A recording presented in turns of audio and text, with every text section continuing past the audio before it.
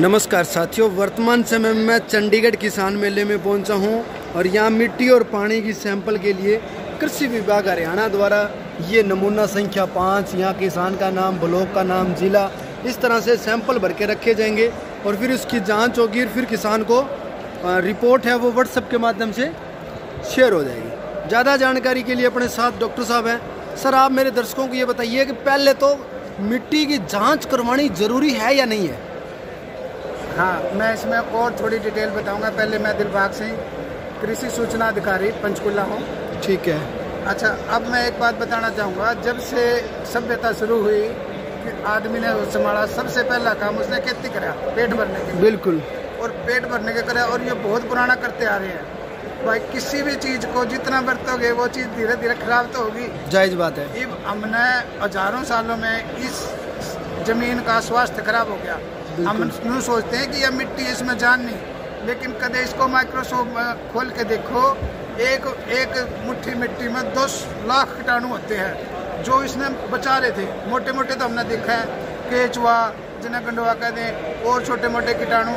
कदे आपने गोबर का पौधा भी देखा होगा, उसका नीचे जब ठावा निरे वो पाजा हैं, छेद वगैरह, वो कितने वो जीवाणु थे जिनने हमारी धरती को सांस लेने के लिए जगह बना रखी थी, वो कर रखी थी। लेकिन इस बढ़ती हुई आबादी ने, इस बढ़ते हुए ने, हमने मुनाफे ने पागल कर दिया। उसमें दे पेस्टिसाइड, दे यूरिया, दे वो, और हमने, क्योंकि भाई पेट भरने खातर चाहिए था, तो हमने इतना प्रोडक्शन कर दिया कि हरियाणा छोटा सा होते हुए पूरे देश में दूसरे नंबर पर आ गया। बिल्कुल। और इतनी प्रोडक्शन कर दी। अब लेकिन बात ही आगे, भाई प्रोडक्शन तो कर दी, वह कीटनाशकों के असर हमारे में दिखने लग गए।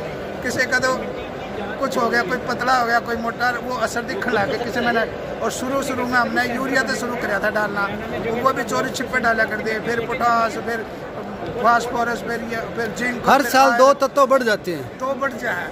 और कम से कम इसको जो आज हम अप्लाई करते हैं, 16 तत्व तो हैं जो इसको जरूरी हैं पौधे को। जिस तरह ये भी एक जीव है, जिस तरह हम जीव, हमें भी पोटास, कार्बोहाइड्रेट, प्रोटीन जितना चाहिए ना, इसी तरह पौधे को भी चाहिए।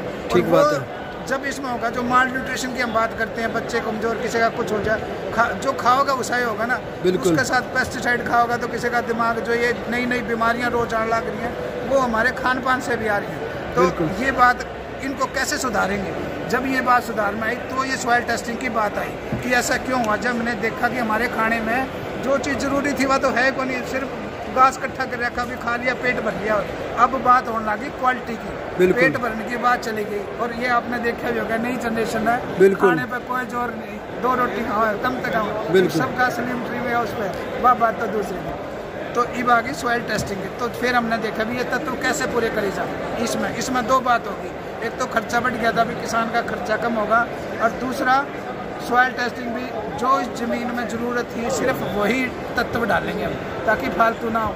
उसका कारण हम पहले घने डाल दिए, सस्ते भी थे, जब डाल दिए सरकार ने सब्सिडी दे दी, वो पैसा हमारा ख़राब हो गया। उसके कारण सेम की समस्या, वाटरलॉजी, ज़मीन भी खराब होगी।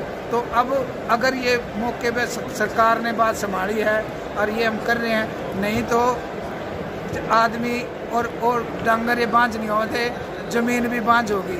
जिस तरह आपने देखा, रोहतक में थोड़ा सा बारिश पड़ते पानी ऊपर बढ़ जाए, और थोड़ी सी बारिश ना हो, सूखा पड़ जाए, वो बेचारे ना तो वह फसल ले पाते, ना बारिश में बारिश आ रही, नहीं दूसरे में दूसरे।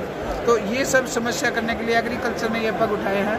तो उधर वो सेम वाले, वो सब सफ़ेद ड्रेनेज और वर्टिकल ड्रेनेज का है, और ये सॉइल टेस्टिंग का। अब मैं सॉइल टेस्टिंग का बताना चाहूँगा।